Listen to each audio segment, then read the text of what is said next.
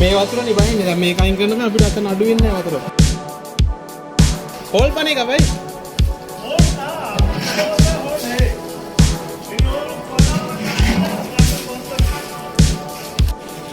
මොකද කියන්න තියෙන්නේ?